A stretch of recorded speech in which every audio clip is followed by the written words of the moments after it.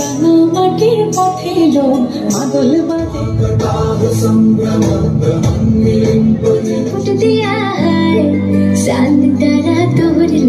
গণেশ পুজো উপলক্ষ করে গড়বেতায় উৎসব মেলা ও সাংস্কৃতিক অনুষ্ঠান। প্রতি বছরের ন্যায় এই বছরও গড়বেতা স্টেশন নবীন সংঘের পরিচালনায় সাড়ম্বরে আয়োজন করা হয় গণেশ পুজোর। স্টেশন সংলগ্ন গণেশ ময়দানে 7ই সেপ্টেম্বর উদ্বোধন হয় এই গণেশ পুজোর। এরপর গণেশ পুজো উপলক্ষ করে উৎসব মেলা ও সাংস্কৃতিক অনুষ্ঠানের মাধ্যমে 7 দিন ব্যাপী ধরে চলে এই অনুষ্ঠান। জানা গিয়েছে গড়বেতা স্টেশন নবীন সংঘের পরিচালনায় হওয়া এই গণেশ পুজো 24তম বর্ষে পদার্পণ করেছে। সরকারি সাহায্য ছাড়াই এই মেলা করে থাকেন উদ্যোক্তারা। তবে সরকারি অনুদান পেলে এই পুজো আরো জনপ্রিয় হতো বলেই মনে করছেন উদ্যোক্তারা। মূলত এবছর গণেশ পুজোয় সাংস্কৃতিক অনুষ্ঠানের দিন চমক ছিল গ্রামবাসীদের জন্য, কারণ এবার বাংলা ডান্সের ফাইনালিস্ট বেস্ট স্টেজ পারফর্মার তিথিতে নৃত্য পরিবেশন করেছেন এই অনুষ্ঠানের মাধ্যমে। তবে বর্ষার কারণে বিক্রিতে এবার কিছুটা হলেও ভাটা পড়েছে বলে জানিয়েছেন বিক্রেতারা। গড়বেতা থেকে রমজান আলী খানের রিপোর্ট, গড়বেতা টাইমস। হচ্ছে বিক্রি ভালো না, এবার বৃষ্টির জন্য মার খেয়ে যাচ্ছে সব দোকানদার। মানে কিছু বিক্রি হচ্ছে না, না কিছু হচ্ছে, ওই ছোট মাল বিক্রি হচ্ছে সব, মানে সেই রকম আগের মতো হচ্ছে, আগের মতন সেরকম বিক্রি নাই। কি নাম আপনার? আমার নাম প্রাণকৃষ্ণ বারিক। কোথায় বাড়ি? নবদ্বীপ। নবদ্বীপ থেকে গড়বেতার আমলাগুড়াতে আসছেন ছোট এই মূর্তি নিয়ে, ঠাকুরের মূর্তি। যদিও এই বৃষ্টির কারণে বলছে বিক্রি বাটা কোনো কিছুই হচ্ছে না, তবুও এসেছেন আশায় জীবন জীবিকার তাগিদে। কি হচ্ছে? কোথা থেকে এসেছেন? আমাদের বাড়ি পটাশপুর। পূর্ব মেদিনীপুর। আচ্ছা, মোটামুটি হচ্ছে বিক্রি বাটা? কেমন বিক্রি বাটা হচ্ছে গো? ব্যবসা হয়নি ভালো, মানে এই বর্ষাতে ভালো বর্ষাই হচ্ছে না। কি আশা করেছিলেন ভালো হবে? কিন্তু না, মানে এই ভাড়াটা উঠবে তো মোটামুটি চলে যাবে আর কি। মানে আপনাদের ওই লস বেকার, পুরোই লস। খাটালি নাম? সিদ্ধার্থ সিংহ। কোথা থেকে এসেছেন? শালবনি। শালবনি, মানে আমাদের পশ্চিম মেদিনীপুর। পশ্চিম মেদিনীপুর। 24তম উৎসব আমাদের, এটা গ্রামীণ উৎসব এবং আমরা তো অত্যন্ত জনপ্রিয় এবং কয়েকশো কিলোমিটার দূরের লোকেরাও এখানে আসে। বিভিন্ন মেয়েরা বাপের বাড়িতে চলে আসে, দুর্গাপুজোয় না এসে গণেশ পুজোয় আসে।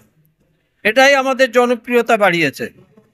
এবং আমরা তো এবছর অনেক কম দোকানে এসেছি। আগে তো আমাদের এখানে দোকানদানি অনেক বাড়তো। আমরা কোনো সরকারি সাহায্য না পেয়ে আমরা এই মেলাটা করি। এই মেলাতে যদি সরকারি সাহায্য পাওয়া যেত আমরা আরো জনপ্রিয় হতাম। আমার নাম সৌমেন দত্ত, আমি এই ক্লাবের প্রাক্তন সভাপতি এবং বর্তমানে আমি উপদেষ্টা মণ্ডলীর সদস্য। এলাকাবাসীকে আনন্দ দেওয়ার জন্য আমরা ওতপ্রোতভাবে চেষ্টা করি যাতে এলাকাবাসীর আনন্দ দিতে পারি, এবং তার জন্য অবশ্যই শিশুদেরকে একটা প্রাধান্য, শিশুর একটা অনুষ্ঠান আমরা রাখার চেষ্টা করি এবং প্রতি বছরেই শিশুর অনুষ্ঠান আবার ভবিষ্যতে রাখবো এই আশা রাখি।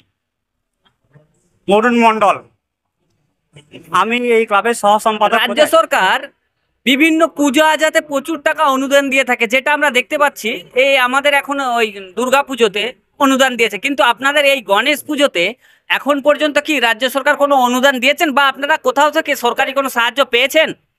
আমরা রাজ্য সরকারের কোনো আর্থিক অনুদান পাইনি যদিও, কিন্তু ওনার প্রশাসন আমাদেরকে যথেষ্ট এই মেলা করার জন্য সাহায্য করে।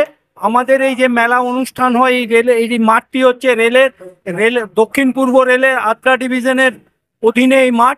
এই মাঠের জন্য আদ্রা ডিভিশন রেলওয়ে আমাদেরকে খুব সাহায্য করে এবং এটার যেটা সিস্টেমেটিক্যালি যেই প্রসেস পারমিশনের সেই ব্যাপারেও আমাদের খুব সাহায্য করে, কিন্তু আমরা কোনো সরকারি অনুদান আজ অবধি পাইনি। এই মেলা আমাদের ক্লাব সদস্যদের আর্থিক আনুকূল্যে এবং স্থানীয় মানুষদের আর্থিক আনুকূল্যে এবং কিছু এই যে সব দোকানদাররা বসে তাদের কিছু সাহায্যে আমরা এই মেলাটি অনুষ্ঠিত করি।